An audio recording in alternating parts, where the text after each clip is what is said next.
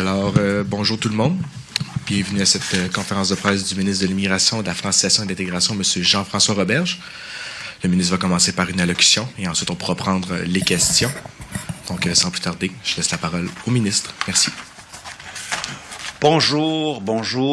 Merci de vous être déplacés. Merci aussi les gens qui nous suivent à distance. Ça me fait plaisir de vous voir et je suis content d'avoir l'occasion de vous parler aujourd'hui. D'abord, je vous précise que cette mise au point, ce point de presse, je pense qu'il est important. Il est important parce que je suis conscient que dans la période de changement, la période de transformation, de transition qu'on vit, il y a des gens qui vivent de l'inquiétude, il y a des gens qui vivent de l'angoisse, des personnes qui sont ici sur le territoire québécois, qui veulent rester ici sur le territoire québécois, des gens qui travaillent dans nos institutions, dans nos entreprises, qui soignent des gens, qui prennent soin des enfants notamment. Je prends fait et cause pour ces personnes. Je travaille pour que ces personnes qui parlent français, qui résident sur le territoire québécois, puissent rester ici, chez nous. Ça devient tranquillement un peu plus chaque jour chez eux. Et j'ai confiance que les informations, les mises au point données aujourd'hui vont faire baisser la tension et rassurer beaucoup de personnes. C'est important de faire le point sur le programme de sélection des travailleurs qualifiés, de présenter les orientations 2026. Mais avant, je veux faire un retour sur la fin du programme de l'expérience québécoise, le fameux PEC. D'abord, je précise que les personnes qui ont soumis leur dossier préalablement, avant que l'ancien PEC ne soit suspendu et puis aboli, les gens qui ont soumis leur dossier dans ce programme-là, évidemment, ont vu leur dossier être traité selon les critères de ce programme-là. Il n'y a pas eu de changement.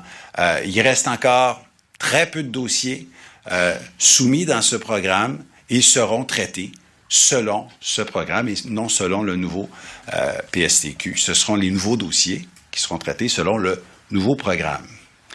Dans l'ancien programme, puisqu'on fait l'historique, il faut se souvenir qu'il y a eu deux suspensions. Une suspension du volet diplômé en novembre 2024, une suspension du volet travailleur en juin 2025. Pourquoi le gouvernement a-t-il suspendu l'arrivée, le traitement de nouveaux dossiers à partir de ces deux moments?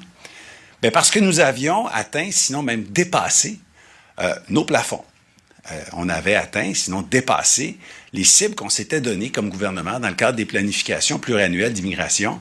Ça veut dire qu'il fallait absolument cesser de prendre des nouveaux dossiers pour respecter la capacité d'accueil du Québec, qui n'est pas infinie quand on le sait, quand on pense aux services publics, quand on pense à la crise du logement, quand on pense au taux de chômage, notamment chez les jeunes. Eh bien, lorsqu'on arrive au nombre maximal qui est préalablement établi, bien, on cesse de faire des invitations, peu importe le programme d'immigration, ça a toujours été comme ça et ce sera comme ça, évidemment. On se donne des nombres et après, quand on atteint ce nombre, on suspend pour un an, puis après ça, on reprend. Maintenant, quand c'est le temps de reprendre les invitations, nous aurions pu réouvrir l'ancien programme, le PEC, pour de nouvelles admissions en 2026, pour les années à venir. Mais ramener ce programme-là, ça aurait été une mauvaise idée. Maintenant qu'on a un meilleur programme, qui est beaucoup plus agile, beaucoup plus efficace que le précédent. Parce que si on avait réouvert le PEC, si nous avions décidé de traiter tous les dossiers de toutes les personnes présentes sur le territoire québécois, on parle de centaines de milliers de personnes. Si on avait traité des centaines de milliers de cas comme ça, de gens sur le territoire québécois selon cet ancien programme, on aurait dû respecter le programme et y aller, premier arrivé, premier servi. Ça aurait fait passer par des candidatures de personnes sans emploi ou personnes peu qualifiées devant des travailleurs de la santé, devant des infirmières, devant des préposés aux bénéficiaires, devant des enseignants, devant des ouvriers spécialisés qui sont essentiels, notamment au secteur manufacturier.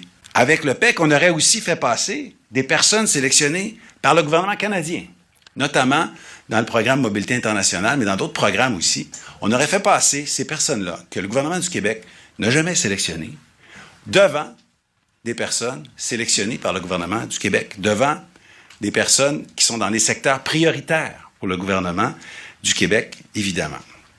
Et en plus, avec l'ancien programme, le PEC, il n'y avait aucune sélection possible en fonction des régions. Nous n'aurions pas d'aucune manière pu régionaliser ou sélectionner les gens en fonction des régions. Souvenons-nous qu'avec l'OPEC, 60% des personnes admises résidaient à Montréal. Donc, vous comprenez que ce n'était pas l'idéal dans un contexte où on veut vraiment régionaliser l'immigration et favoriser donc l'apprentissage de la langue et l'intégration à la nation québécoise. Donc, je vais être clair une fois pour toutes, nous ne ramènerons pas le PEC. Maintenant, parlons du programme de sélection des travailleurs qualifiés, qui est devenu maintenant la voie de sélection. Pour donner de la prévisibilité à tout le monde, autant aux candidats à la citoyenneté qu'aux employeurs, je suis heureux de présenter les grandes orientations pour l'année 2026. Donc, il y aura de la prévisibilité. Le PSTQ, c'est le programme de sélection des travailleurs qualifiés. Donc, ça nous permet donc de sélectionner des personnes, des candidatures, et on s'appuie sur 3 grandes orientations pour l'année 2026. D'abord, nous priorisons les personnes diplômées sur le territoire québécois, diplômées dans nos institutions, pour valoriser le talent québécois, pour valoriser l'expérience et l'enracinement dans le territoire québécois, puis évidemment, pour donner, je vous dirais, un coup de pouce à nos établissements d'enseignement supérieur, parce que diplômer au Québec, c'est un gage de qualité. Prioriser aussi les personnes qui exercent un emploi dans un secteur stratégique pour le Québec, un secteur qui est lié à ce qu'on appelle l'opération main-d'œuvre, qui est une politique gouvernementale importante. Donc, on privilégie les secteurs de la santé, évidemment. Tous les travailleurs de la santé. Tantôt, j'ai nommé préposés aux bénéficiaires, infirmières, mais on peut être beaucoup plus large que ça. Les gens qui travaillent en éducation, en construction, parce qu'on sait qu'on a une pénurie de logements, en génie, en petite enfance, pour avoir des places en service de garde. Voilà les secteurs prioritaires. Mais aussi, on va sélectionner des personnes qui ont des profils diversifiés, qui présentent le plus fort potentiel d'intégration linguistique et économique. Donc, en clair, le fameux pointage au programme, bon, il va par volet. Donc, les meilleurs pointages au classement général dans le volet 1, les meilleurs pointages au classement général dans le volet 2, et dans le volet 3, et dans le volet 4. En clair, en termes de pointage, les gens qui sont, par exemple, dans le secteur manufacturier, dans le volet 2, ne sont pas en compétition avec des gens dans le volet 1, par exemple, qui sont des diplômés avec un baccalauréat, maîtrise ou doctorat. On y va volet par volet. On donne donc une chance à tous.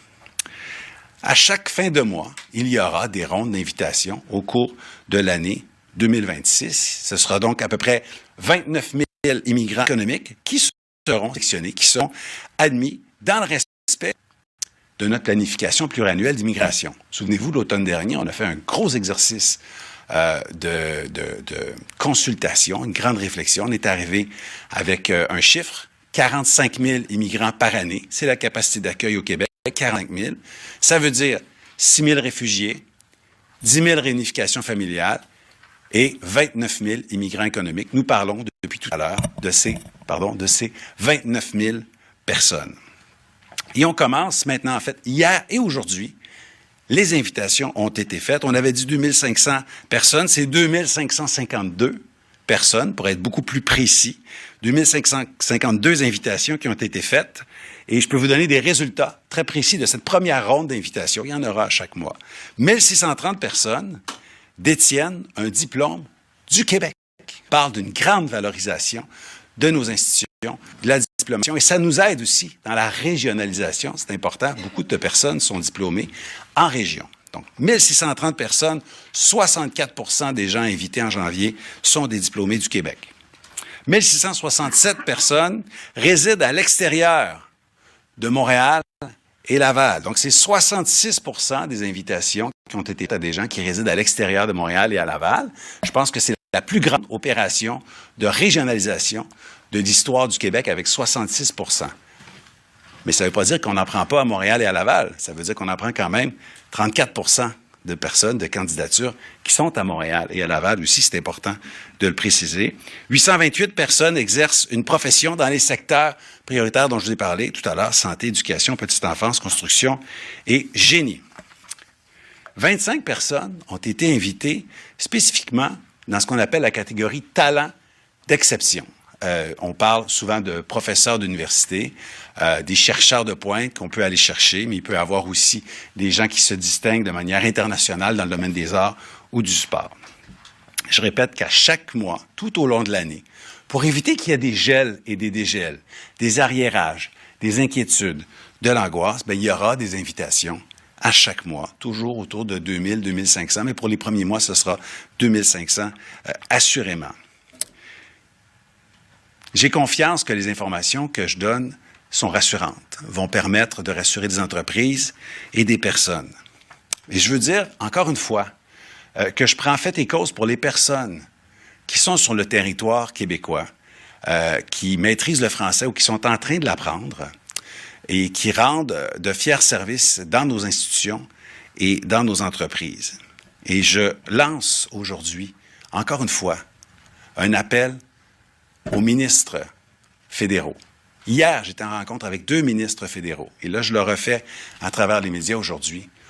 Vous devez renouveler les permis des travailleurs qui sont sur le territoire québécois, des gens qui rendent des services, particulièrement à Montréal et à Laval, parce qu'on a déjà beaucoup de gens dans le grand secteur de Montréal et Laval, mais partout au Québec, dans les régions, en Abitibi, dans la capitale nationale, en Estrie, partout ailleurs, gouvernement fédéral, cessez d'arracher des travailleurs dans nos institutions, dans nos hôpitaux, dans nos CLSC, dans nos manufactures.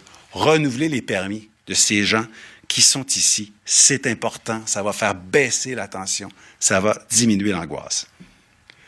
Je termine en disant que, évidemment, pour être sélectionné, bien, il faut appliquer. Donc, s'il y a des gens qui veulent faire leur vie au complet au Québec, au Canada, qui veulent leur citoyenneté, qui sont sur le territoire québécois, eh bien, appliquer dans le programme de sélection des travailleurs qualifiés. Évidemment, il y aura des invitations. Je suis donc confiant que dans les prochaines semaines, avec les invitations qu'on a faites aujourd'hui, celles qu'on va faire à chaque mois, la tension va baisser, les gens seront rassurés, on pourra mesurer l'efficacité de ce nouveau programme de sélection des travailleurs qualifiés. Merci beaucoup.